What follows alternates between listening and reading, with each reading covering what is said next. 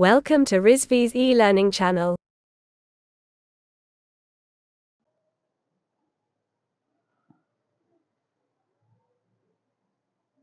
Good afternoon class. Heat and mass transfer subject में आज जो हम टॉपिक स्टडी करने वाले हैं उसका नाम है unsteady state heat conduction in one dimension only. यहाँ हम स्टडी करेंगे कि केवल एक ही डायरेक्शन में अनस्टडी स्टेट के केस में हीट का ट्रांसफर कैसे हो रहा है और कंडक्टिव हीट कैसे फ्लो कर रही है। इस पर्पस से हमने क्या किया है कि एक यहाँ पे प्लेन वॉल कंसीडर की है, एक एलिमेंट कंसीडर किया है प्लेन वॉल का, जिसकी थिकनेस 0 से L तक वेरी कर रही है। मतलब 0 से L हम कंसीडर कर रहे हैं। L थिकनेस का एक वॉल है जिसका वॉल टेम्परेचर TW है। एक पॉइंट पर TW यहाँ है, दूसरे साइड पर TW यहाँ पर है। इसमें जो हीट फ्लो कर रही है वो QG है। वॉल की thermal conductivity through out uniform है, यानी कि वो वेरी नहीं कर रही है कि इस प्लेट पर आपका K1 है और इस प्लेन पर आपका K2 हो जाए, ऐसा नहीं है। Through out the thermal conductivity K ही है मटेरियल की। So consider a plane of wall thickness L and the uniform thermal conductivity K, in which the heat source are uniformly distributed in the whole volume. Let the wall temperature to be TW, and since this unsteady state conditions and there is a uniform volumetric heat generation within the wall, यहाँ पे heat का जो generation है वो भी क्या है, uniform ही है और वॉल्यूमेट्रिक हीट जनरेशन है, एक वॉल्यूम में हीट का जनरेशन हो रहा है। तो QG हमने कंसीडर किया है और पूरा का पूरा प्रोसेस वन डायमेंशन है, यानी कि हीट का फ्लो जो है वो एक डायरेक्शन में या एक डायमेंशन में हो रहा है। सो जो इक्वेशन हमारे पास है, इक्वेशन आएगी d²T/dx² plus QG/K is equal to 0। इस इक्वेशन को हम इंटीग्रेट करेंगे और इंटीग्रेट करने पर ये इक्वेशन कन्वर्ट होगी dt/dx is equal to minus QG/Kx plus C1 हमें एक कांस्टेंट मिलेगा। After integration of some equation हमें एक कांस्टेंट की वैल्यू मिलती है। अब इस इक्वेशन को अगेन हम इंटीग्रेट करेंगे और इंटीग्रेट करने के बाद हमें जो इक्वेशन मिल रही है रिड्यूस होकर के dt/dx है, तो हमने इसको वापस से इंटीग्रेट किया है और x के टर्म पर ही विद रिस्पेक्ट टू x ही हम डिफरेंशिएट कर रहे हैं इसको। यहाँ पे भी हमने x के रेफरेंस में ही इसको इंटीग्रेट किया था, यहाँ पे भी x के रेफरेंस में ही हम इसको with respect to x integrate करेंगे। देन ये dt/dx इंटीग्रेट होकर के t में कन्वर्ट होगा माइनस QG/2K। क्यों? क्योंकि जब हम x को ये इंटीग्रेट करते हैं तो वो आता है integration of x is equal to x²/2। तो यहाँ पे आपका जो इंटीग्रेशन आएगा वो x², यहाँ x का x²/2 इस k के साथ आ जाएगा, प्लस C1 को जब हम x के साथ इंटीग्रेट करेंगे तो आप कह सकते हो कि c dx है या इस c को बाहर लिख सकते हो, तो c × 1 dx है। 1 dx का इंटीग्रेशन क्या होगा, वो x ही होगा। तो इसीलिए C1x का जो C1x यहाँ पे इंटीग्रेट होकर के C1 को C1x मिलेगा प्लस C2x अनदर कांस्टेंट। अब हमें इन दोनों इक्वेशन में दो कांस्टेंट मिल रहे हैं C1 एंड C2, जिसकी हमें वैल्यू फाइंड आउट करनी होगी। तो उस वैल्यू को फाइंड आउट करने के लिए हम क्या करेंगे, कुछ बाउंड्री कंडीशंस अप्लाई करेंगे। उस बाउंड्री कंडीशंस पे हमें कुछ वैल्यूज मिलेंगी जिनके थ्रू हमें C1 और C2 की वैल्यू फाइंड आउट होगी। तो पहली बाउंड्री कंडीशन है x is equal to 0, that means initial state. x is equal to 0 पर हम देख सकते हैं कि जो टेम्परेचर है वो TW ही है, तो हमने x is equal to 0, t is equal to TW की बाउंड्री कंडीशन फॉलो की है। देन दूसरी बाउंड्री कंडीशन हमारे पास क्या है, दूसरी बाउंड्री कंडीशन है जब ये थिकनेस L पे जाती है, यानी x की वैल्यू L हो जाती है। तो at x is equal to L t की वैल्यू क्या हो जाएगी, टेम्परेचर थ्रू आउट सेम है, TW ही है, तो t is equal to TW।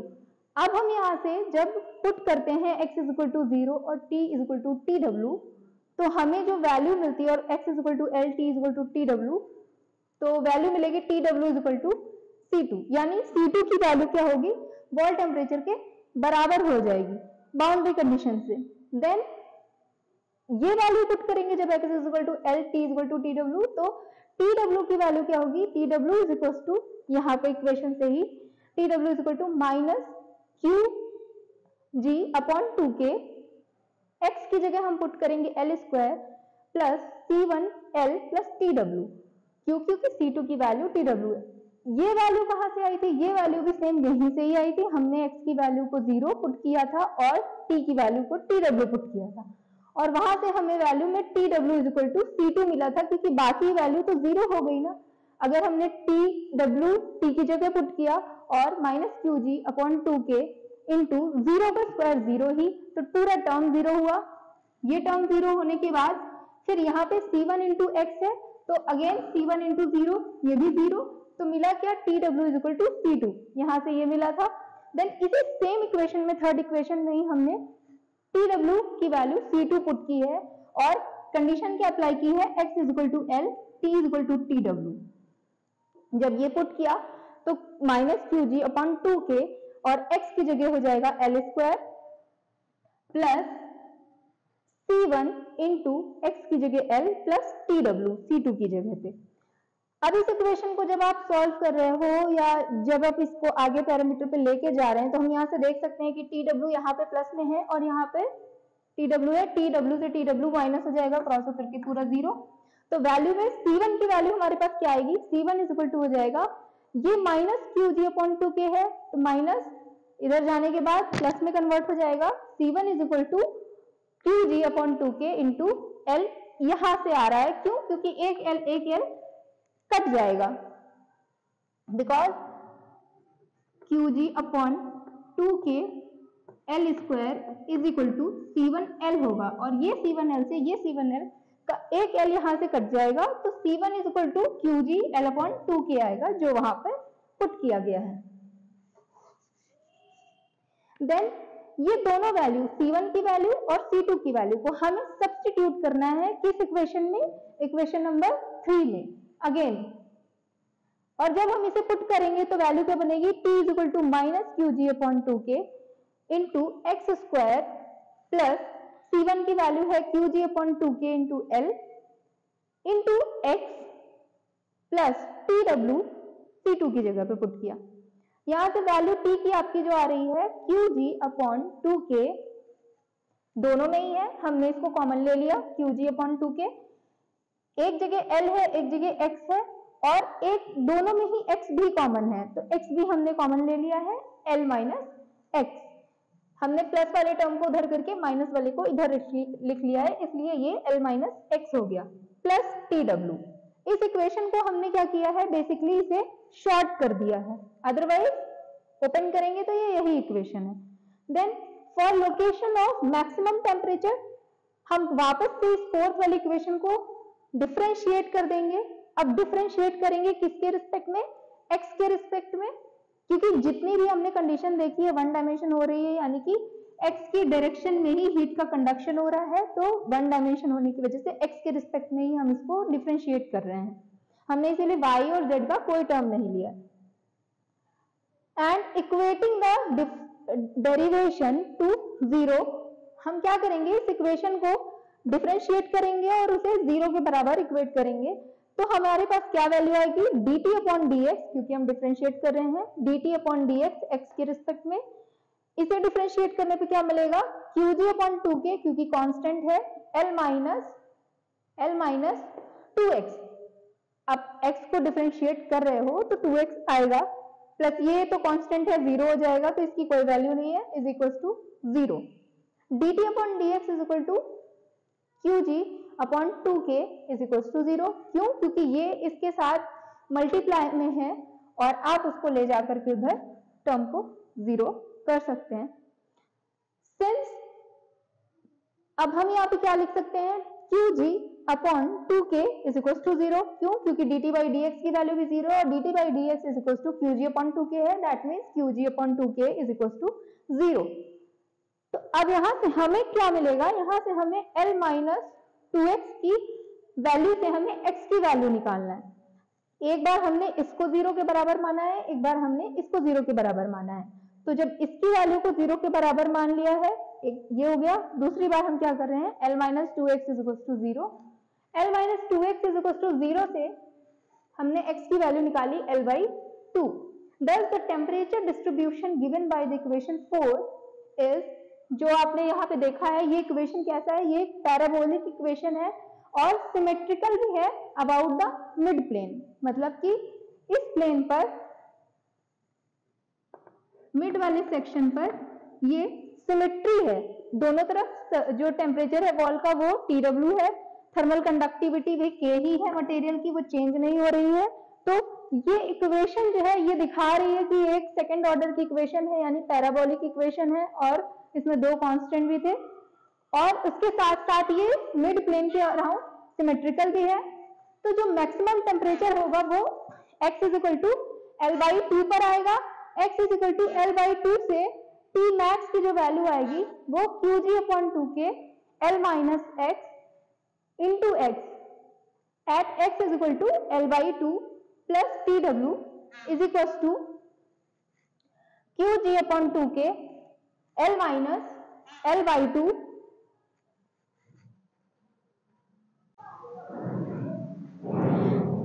तो Qg/2K is equals to 0।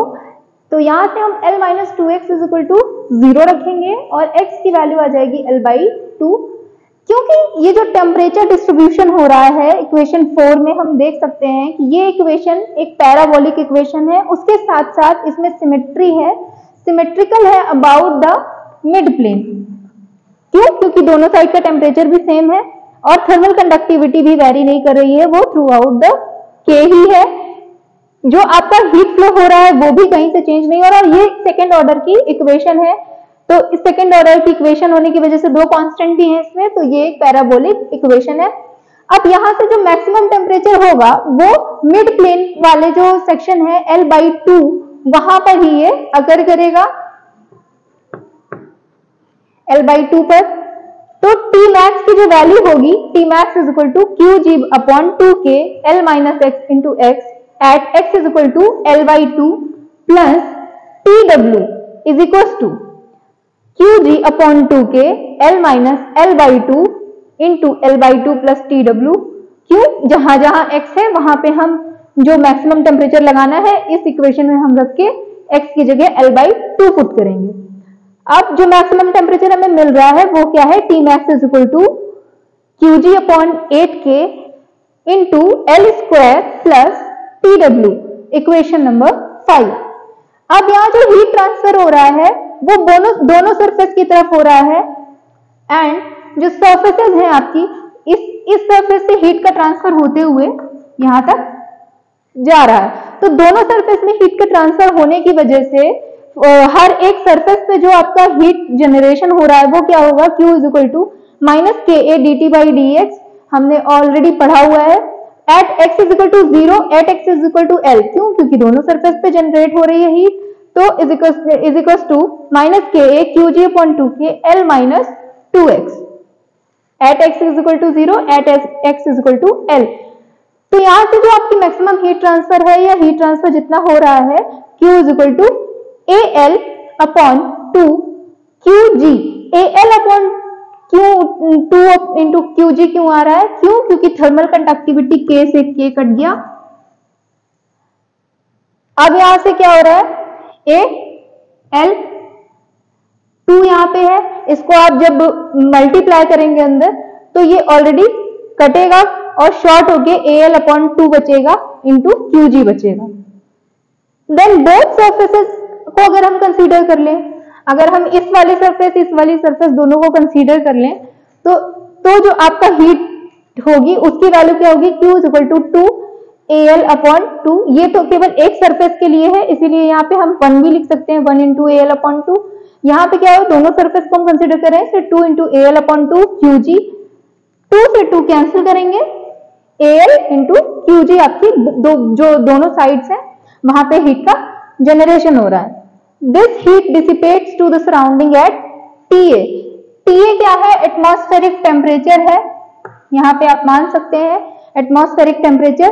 तो वहां पे जो हीट डिसिपेट हो रही है या रिलीज हो रही है वो आपकी क्या हो जाएगी, AL/2 into QG is equal to HATW minus TA, जो आपका वॉल का टेम्परेचर है माइनस एटमॉस्फेरिक टेम्परेचर। ऑब्वियसली अगर बॉल का टेम्परेचर ज्यादा है, हीट कंडक्ट हो रही है, और सराउंडिंग का टेम्परेचर उसके हिसाब से कम है। तो यहाँ से हमें TW की जो वैल्यू मिलेगी वो होगी TW is equal to TA plus QG upon 2H into L। ये H यहाँ पे आ जाएगा तो 2H हो जाएगा और A से A कैंसिल हो जाएगा। Substituting the value of TW in equation number 4, यहां पर हम वैल्यू को पुट करेंगे। इक्वेशन नंबर 4 क्या है? T is equal to QG upon 2K L minus x into x plus TW। यहाँ पे TW की वैल्यू जब पुट करेंगे तो क्या हो जाएगा? T is equal to TA plus QG upon 2H into L plus QG upon 2K L minus x into x. This is equation number 9।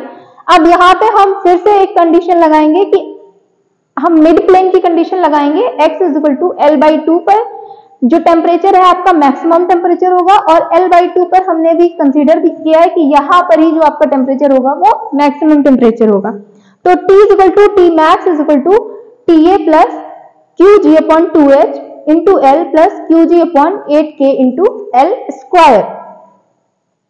तो जो मैक्सिमम टेम्परेचर आपका जनरेट हो रहा है at the mid plane, T max की value क्या हो जाएगी? TA प्लस QG ब्रैकेट में L upon 2H plus L square upon 8K। कुछ नहीं, बस इस इक्वेशन को रिड्यूस किया है, QG को हमने कॉमन ले लिया। तो जो मैक्सिमम टेम्परेचर की वैल्यू आ रही है unsteady state heat conduction in one dimension only, तो T max is equal to TA plus QG in bracket में L upon 2H plus L square upon 8K। This is all about unsteady state heat conduction in one dimension only. आज के लिए इतना ही। Thank you class.